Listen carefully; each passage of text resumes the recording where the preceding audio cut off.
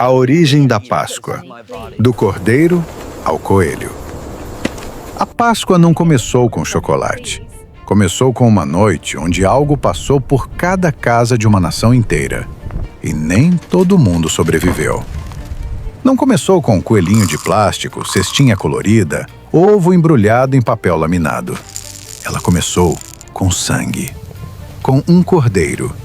Com uma noite que um povo inteiro nunca mais conseguiu esquecer. E que moldou a história humana de um jeito que quase ninguém percebe enquanto morde o chocolate. E a pergunta que vai te acompanhar até o final é simples. Como uma história tão pesada, tão antiga, tão carregada de significado, virou isso que você vê nas prateleiras do supermercado todo mês de abril? A resposta é mais estranha do que você imagina. Volta comigo. Mais de 3.000 anos atrás, Egito. Um povo inteiro estava acorrentado. Gerações nascendo e morrendo em cativeiro. Filhos nascendo para ser escravos dos filhos dos faraós. Sem perspectiva, sem horizonte, sem nome próprio. E então chega um homem com uma mensagem que soava como loucura pura. Deus vai libertar vocês. Mas antes de sair daqui, vai acontecer algo que vai marcar essa noite para sempre. E você vai precisar fazer exatamente o que eu vou te dizer. A instrução era específica, cirúrgica. Cada família devia escolher um cordeiro. Não qualquer um.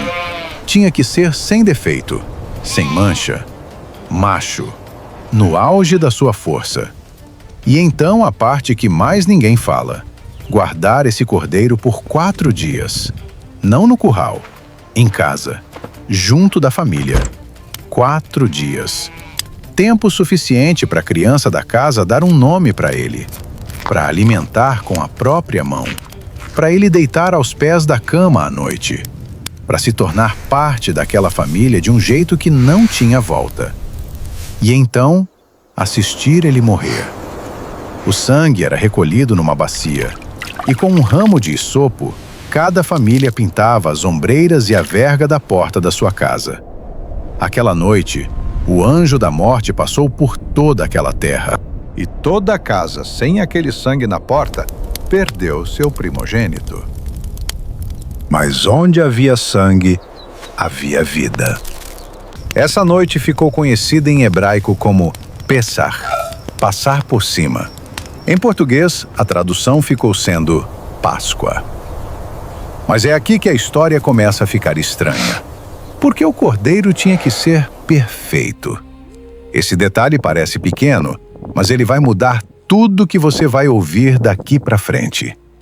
Um animal doente, com defeito, com alguma imperfeição. Ele já estava marcado para morrer por conta própria. Não havia sacrifício real ali. Não havia custo. O cordeiro sem defeito estava dando a vida que não precisava ser dada. Estava morrendo no lugar de quem merecia morrer. Um inocente pagando o que culpados deviam. Esse conceito atravessou milênios e vai aparecer de novo nessa história de um jeito que não tem resposta fácil. Durante séculos, o povo de Israel repetiu esse ritual todo ano. Todo ano, um cordeiro. Todo ano, o sangue. Todo ano, a memória viva daquela noite no Egito. Mas havia uma profecia escrita séculos depois por um poeta chamado Isaías. Ele descreveu alguém que ainda estava por vir. Alguém que carregaria a culpa de outros sobre si mesmo. Que seria ferido não pelos seus próprios erros, mas pelos erros de quem estava ao redor. Que iria ao sacrifício em silêncio, como o cordeiro levado ao matadouro que não abre a boca. Os estudiosos debatem essa passagem até hoje. Quem é esse ser? A pergunta ficou no ar por séculos. E então, às margens de um rio no interior da Judéia, um profeta chamado João estava batizando pessoas quando um homem se aproximou. João parou, apontou o dedo e disse uma frase que ninguém ali jamais esqueceu. Não disse: "Esse é o rei que vai nos libertar." Não disse: Esse é o maior dos profetas. Disse: Eis o Cordeiro de Deus que tira o pecado do mundo. E o que acontece depois disso muda tudo. Presta atenção na cronologia, porque ela é precisa demais para ser ignorada. Jesus entra em Jerusalém num domingo, exatamente o dia em que as famílias judaicas separavam seus cordeiros para a Páscoa. O início dos 4 dias de observação antes do sacrifício. Por 4 dias, os líderes religiosos foram até ele com perguntas armadilha. Tentaram encontrar alguma falha, alguma contradição, algo que o tornasse manchado, inelegível. Não encontraram nada. Na quinta-feira à noite, ele sentou com os discípulos para celebrar a própria ceia da Páscoa. E no meio da refeição, fez algo que ninguém esperava. Pegou o pão, partiu e disse: Isso é meu corpo, que é partido por vocês. Pegou o cálice de vinho e disse: Isso é meu sangue, derramado por muitos. Ele não estava só comemorando a Páscoa do Egito. Ele era a Páscoa acontecendo na frente deles. Na sexta-feira, à mesma hora em que os sacerdotes sacrificavam os cordeiros no templo de Jerusalém, ele morreu numa cruz, do lado de fora da cidade. E tem um detalhe registrado pelos próprios soldados romanos que quase ninguém percebe. Os 2 condenados crucificados ao lado tiveram suas pernas quebradas, prática comum para apressar a morte. Mas quando chegaram nele, já estava morto. Não quebraram nada. Parece irrelevante, mas estava escrito na lei da Páscoa desde o Egito: nenhum osso do cordeiro será quebrado. 1400 anos de instrução, cumprida por soldados romanos que nunca tinham lido uma linha do texto hebraico. Então, como tudo isso, o cordeiro, o sangue, o sacrifício, a passagem da morte para a vida, como se transformou num coelhinho distribuindo ovos de chocolate? É aqui que a história começa a tomar um rumo que ninguém te contou na catequese. Enquanto o significado espiritual crescia no Oriente, na Europa fria e distante, outra história estava sendo contada.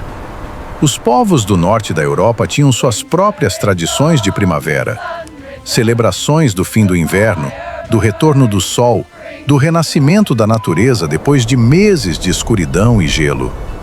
Os anglo-saxões celebravam uma deusa chamada Eostre, deusa da aurora e da fertilidade. Seus símbolos eram o coelho, emblema de vida abundante, e o ovo, símbolo de vida nova emergindo de uma casca fria e imóvel. O nome em inglês da Páscoa, Easter, quase certamente vem daí. Eostre, uma deusa pagã do norte, deixou seu nome na data mais sagrada do calendário cristão.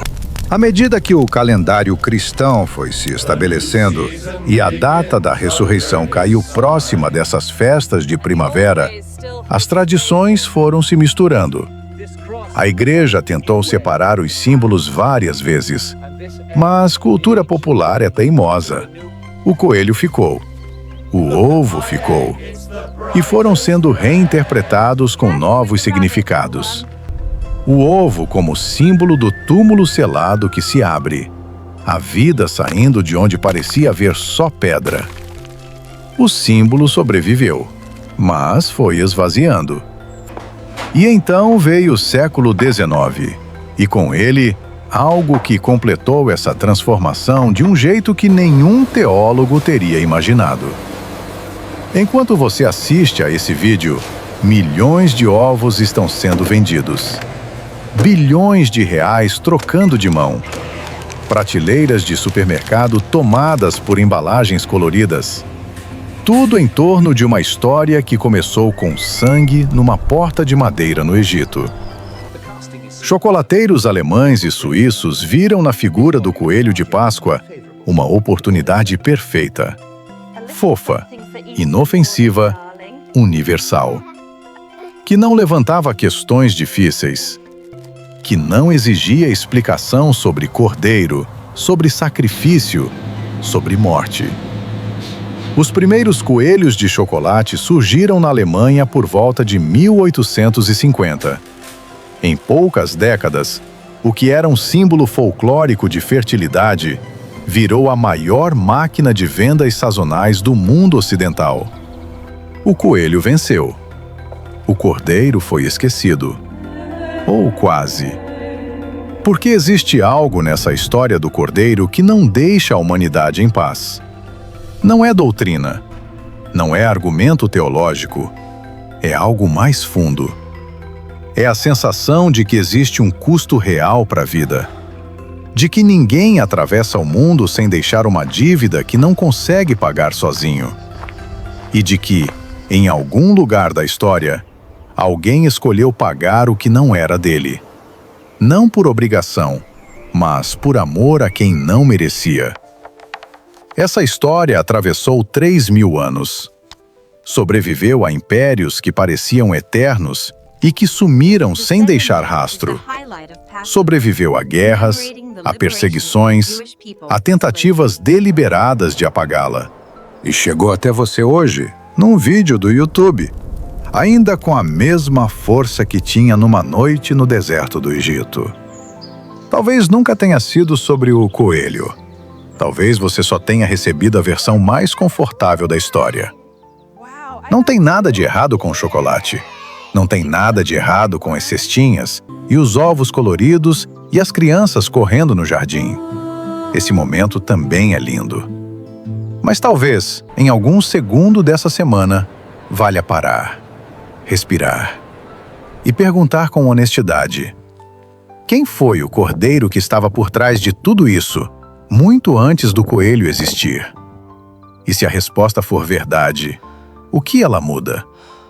Se isso te fez pensar, provavelmente vai fazer sentido para mais alguém também. Compartilha, curte o vídeo e se inscreve no canal. Toda semana tem uma história assim. O que está escondido por trás do que todo mundo já conhece. Até a próxima!